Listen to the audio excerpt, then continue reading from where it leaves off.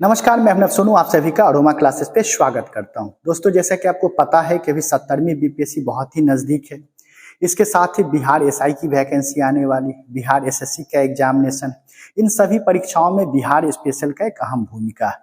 अगर बिहार स्पेशल पे आपका कमांड है तो एक अच्छा स्कोर आप इन परीक्षाओं में कर सकते हैं। लेकिन अगर बिहार स्पेशल आप खुद से पढ़ने बैठे तो इसका सिलेबस बहुत लेंदी है। बिहार का इतिहास है, बिहार का भूगोल है, बिहार का राज्य व्यवस्था है, साथ साथ बिहार से संबंधित जो भी करेंट अफेयर्स है वो भी पढ़ना है। अगर आप खुद से पढ़ भी लेते हैं तो बहुत ज़्यादा टाइम टेकिंग है, आपका बहुत सारा समय निकल जाएगा।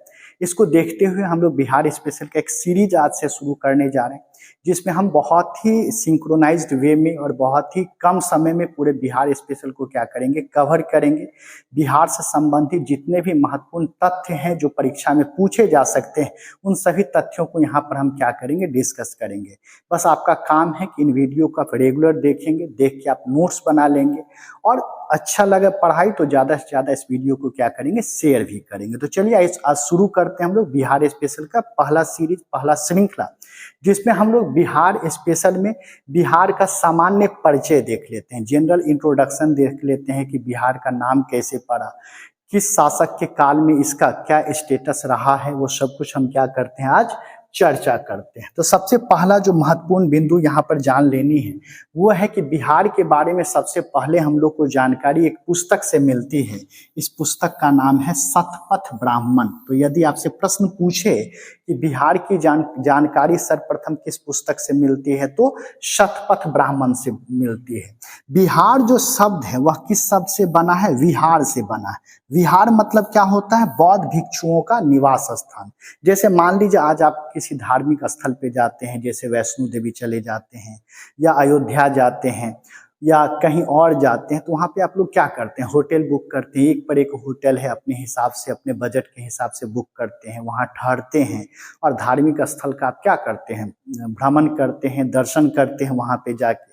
इसी प्रकार से जो भी बौद्ध भिक्षु बौद्ध गया में आते थे या बिहार के क्षेत्र में आते थे तो उनके रहने के लिए क्या किया गया था, बहुत सारे बौद्ध मठों का निर्माण किया गया था। उन्हीं बौद्ध मठ जहाँ पे बौद्ध भिक्षु रहा करते थे उसी को विहार कहा जाता था। चूंकि बिहार जो है गौतम बुद्ध का ज्ञान का केंद्र रहा है, बिहार में ही गौतम बुद्ध को ज्ञान की प्राप्ति हुई, तो देश विदेश से बौद्ध भिक्षु कहाँ आते थे, बिहार में आते थे। इसलिए यहाँ पर विहार का निर्माण बड़े बड़े राजाओं के द्वारा करवाया गया और उसी विहार से कौन सा शब्द बन गया, बिहार बन गया। तो कई दफा परीक्षा में पूछा भी जा चुका है। इसके अलावा आपको पता होगा कि प्राचीन काल में 16 महाजनपद क्या थे, अवस्थित थे, मौजूद थे, जिसमें से 3 जनपद आपको बिहार में मौजूद था। कौन कौन जनपद, वज्जी, मगध और अंग महाजनपद आपको कहाँ पर था, बिहार में था। और सबसे बड़ी खुशी आपको ये बात जानकर होगी इन 16 महाजनपदों में सबसे शक्तिशाली महाजनपद कौन था, मगध था। और मगध की 2-3 विशेषता हम बतला दे, हालांकि आगे फिर हम लोग डिटेल में पढ़ेंगे ही। पहला तो यह मगध जो है वह सबसे शक्तिशाली महाजनपद था। यहाँ पर लोहा की प्रचुरता थी। इन 16 महाजनपदों में 2 ऐसा महाजनपद है जहाँ पर लोहा प्राप्त हुआ, एक अवंती और दूसरा मगध में। और इस लोहा का उपयोग करके ये लोग अस्त्र शस्त्र का क्या करते थे, निर्माण करते थे और अन्य क्षेत्रों को भी क्या करते थे, जीतते थे। तो पूछ देगा किस महाजनपद में लोहा की उपलब्धता थी, तो मगध और आपको अवंती में। दूसरा हम लोग याद रखेंगे कि मगध जो है हाथी के लिए भी प्रसिद्ध था। यहाँ पर बहुत सारे हाथी पाए जाते थे।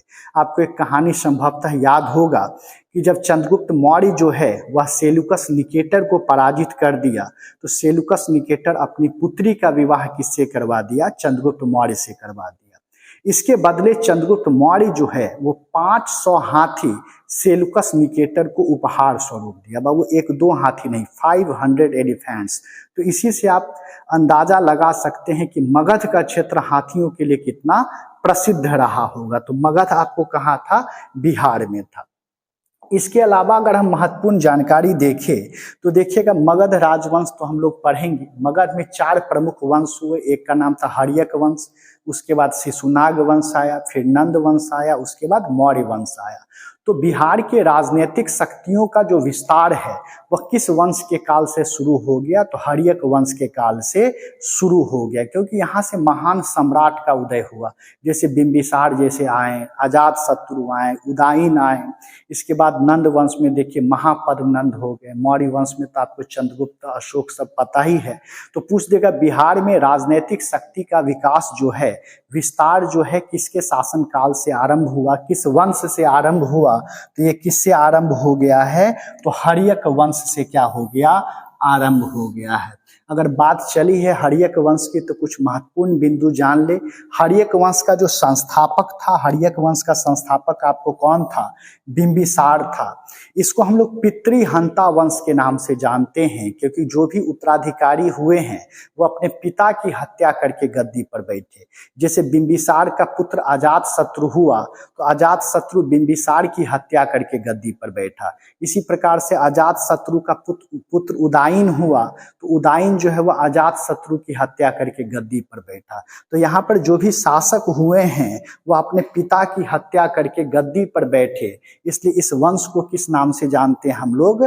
पितृहंता वंश के नाम से जानते हैं।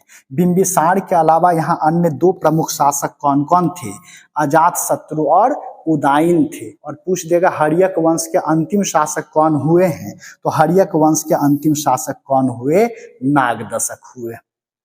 तो हर्यक वंश के ही काल में राजनीतिक विस्तार देखने को मिला। 12वीं सदी के अंतिम दशक में बिहार पर किसका शासन हो गया? मुस्लिम शासकों का क्या हो गया?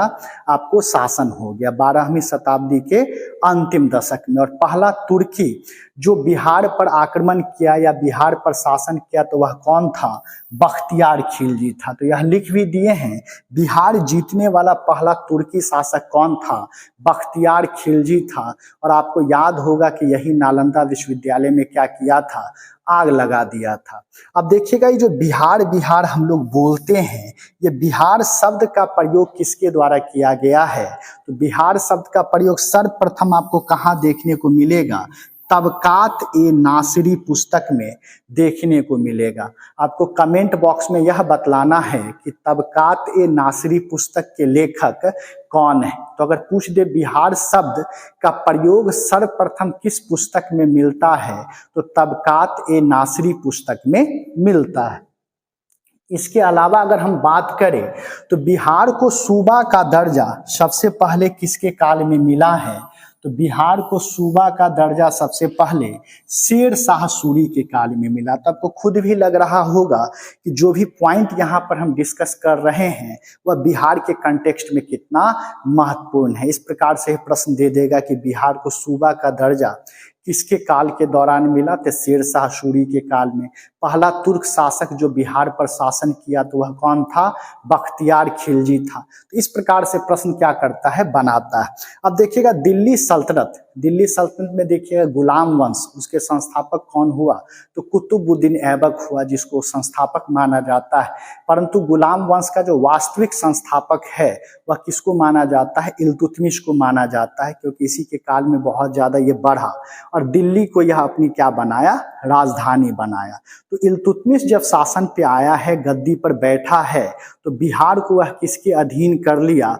तो वह दिल्ली सल्तनत के अधीन कर लिया। तो पूछ देगा कि कौन सा ऐसा शासक है जो बिहार को दिल्ली सल्तनत के अधीन किया? तो वह कौन है? इल्तुतमिश है। और बताइएगा इल्तुतमिश बिहार में किसको सूबेदार के रूप में नियुक्त किया था? यह भी आपको कमेंट बॉक्स में बतलाना है, यह आप लोग का वर्क है। इसके बाद देखिएगा अकबर जब मुगल काल में, दिल्ली सल्तनत का देखिएगा मुगल काल हम लोग पढ़ते हैं, तो अकबर 1580 में बिहार को जीत कर इसको किसका दर्जा दे दिया? एक प्रांत का दर्जा दे दिया। देखिए सूबा का दर्जा किसके काल में मिला? शेर शाह सूरी के काल में। और प्रांत का दर्जा किसमें मिला है? अकबर के काल में। या दे देगा कौन सा ऐसा मुगल शासक है जो बिहार को जीता? तो वह कौन है? अकबर है। अब मुगल के बाद जब हम अंग्रेज में प्रवेश करते हैं तो याद कीजिए कि बक्सर के युद्ध के बाद अंग्रेज का पूरा अधिकार किस पर हो गया? बंगाल पर हो गया। बंगाल का वह सर्वे सर्वा हो गया। तो हम यूं कह सकते हैं कि बक्सर के युद्ध के बाद बिहार किसके अधीन चला गया? तो वह अंग्रेज के अधीन चला गया। ठीक है, क्योंकि याद कीजिए मीर कासिम भागकर कहाँ चला गया था? अवध चला गया था और अवध के नवाब मीर कासिम और मुगल बादशाह शाह आलम द्वितीय मिलकर अंग्रेज से युद्ध लड़ा, जिसको क्या कहा जाता है, बक्सर का युद्ध।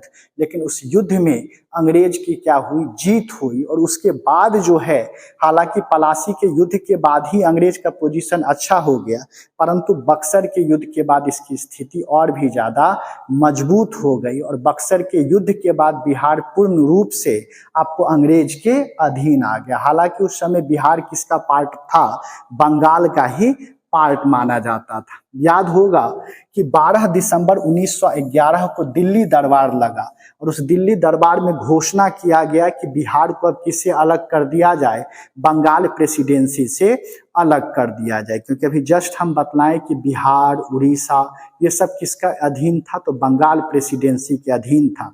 तो दिल्ली दरबार में यह घोषणा किया गया था कि बिहार को अब बंगाल प्रेसिडेंसी से अलग किया जाएगा। और इस आदेश का पालन करते हुए 22 मार्च 1912 को बिहार को किससे अलग कर दिया गया, बंगाल से अलग कर दिया गया। लेकिन जब बिहार को बंगाल से अलग किया गया, उस समय उड़ीसा किसका हिस्सा था, बिहार का ही हिस्सा था। और यही कारण है कि 22 मार्च को हम लोग किस रूप में मनाते हैं, बिहार दिवस के रूप में 22 मार्च को क्या करते हैं, सेलिब्रेट करते हैं। और अप्रैल 1936 में उड़ीसा जो बिहार का पार्ट था, उसको बिहार से क्या किया गया, अलग कर दिया गया। और आपको पता भी होगा कि 15 नवंबर 2020 को झारखंड को बिहार से क्या किया, अलग कर दिया गया। तो ये एक बिहार का सामान्य परिचय था। इसको आगे और भी सीरीज हम लोग कंटिन्यू करेंगे।